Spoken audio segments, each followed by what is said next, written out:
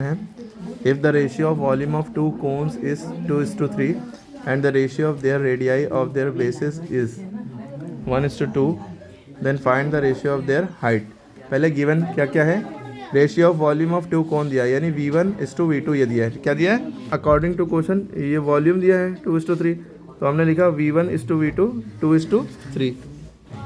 देखिए अब V1 माने वॉल्यूम ऑफ फर्स्ट कौन अपॉन V2, ये जो इस टू होता है इसको क्या पढ़ते हैं, इस टू IS/TO2 या रेशियो पढ़ते हैं, या इसके बहुत से नाम हैं, 8-10 नाम है इसके, ठीक है। तो वॉल्यूम ऑफ सेकेंड कोण अपॉन, इसका मतलब होता है अपॉन वॉल्यूम ऑफ सेकेंड कोण, ठीक है, इक्वल टू 2:3, यानी 2 ऊपर लिखेंगे, इस टू माने अपॉन 3 नीचे, ठीक।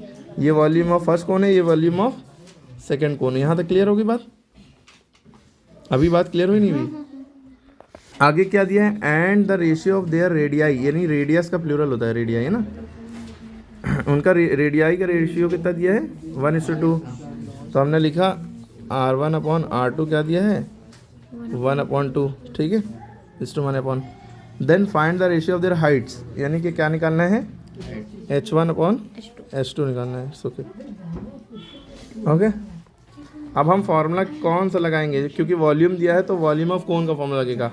वॉल्यूम ऑफ कोन का फॉर्मूले से ही हम H1/H2 निकाल सकते हैं। कैसे, रेशियो में दिया तो हम रेशियो में ही लगाएंगे। तो वॉल्यूम ऑफ कोन का फॉर्मूला क्या होता है 1/3 πr²H, ठीक। ये पहले वॉल्यूम का, दूसरे वॉल्यूम का भी यही, ठीक है।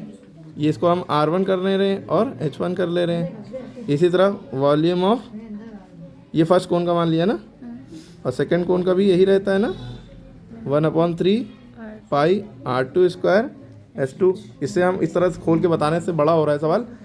अब कुल मिला के V1/V2 यानी कि ये अपॉन ये है ना, लेकिन V1/V2 की वैल्यू क्या है 2/3, यानी वॉल्यूम 1 की और वॉल्यूम 2 की वैल्यू, दोनों की वैल्यू दी हुई है। क्या, पहले वॉल्यूम की 2 है, इसका वॉल्यूम निकाल के, मतलब इसकी वैल्यू सॉल्व करके दी हुई है 2, और इसकी वैल्यू यानी इसका आंसर सॉल्व करके दिया है 3। नहीं समझी बात? ये कि हम रेशियो दिया है ना, तो हम ऐसे लिखेंगे 1/3 πr1²H1, ठीक, फिर 1/3 πr2²H2। इसकी वैल्यू दिए पहले, ये पहले वॉल्यूम 1 का है, V1 का है ना अपॉन V2, तो V1 की वैल्यू इसको सॉल्व करके क्या दिया है 2/3, यानी पहले की 2 है और दूसरे की 3 है। देखिए 1/3 से 1/3 के कटा, पाई से पाई कटा, ठीक है। R1 की वैल्यू क्या दी है, पहले की 1 है, 2 की 2 है, तो 1 वाले की 1 पहले जो बचा पहले वो लिख लेते हैं, R1² H1 upon R2² H2 2/3। अब R1 की वैल्यु क्या थी 1, R2 की वैल्यू 2, तो R1 की जगह हमने 1 लिखा, 1 का स्क्वायर, और R2 की वैल्यू 2, 2 का स्क्वायर, H1/H2 1, ये यहाँ पे 2/3 चल रहा है ना।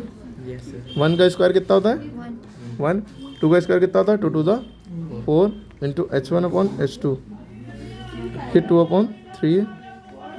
अब ये H1 बंदा H1 हो गया अपॉन 4H2 2/3, इसको ऐसे लिखाना दिया भाई, H1/H2 निकालना है ना, H1/H2 निकालना था। ये देखिए, तो हमने इसको ऐसे ही लिखाने दिया H1/, बस हम ये 4 को हम क्या करेंगे, यहाँ से इधर क्रॉस मल्टीप्लाई करेंगे। तो H1/H2 की वैल्यू क्या आ गई, 4 उधर चला गया, 4 इंटू 2/3, 4 to the 8/3, तो H1/H2 की वैल्यू ये आ गई। तो हम इसको ऐसे लिख सकते हैं H1:H2 इक्वल टू 8:3। क्लियर हो गई? पूरा सवाल फिर से देखिए और फिर से इसको लगाइए, और ये समझ में भी आएगा, बहुत अच्छे से आएगा। आप अगर ये स्टेप वैसे एक्स्ट्रा है, आप डायरेक्ट इस स्टेप के बाद इसको लिखने में डायरेक्ट ये लिख सकते थे, ठीक है। ये समझाने के लिए हमने किया है, फिर इसको सॉल्व करना आ गया। अब आपके लिए ये नीचे के तीनों सवाल SW हैं, अब बच्चे हुए सारे SW हैं, अगर कर पाए तो।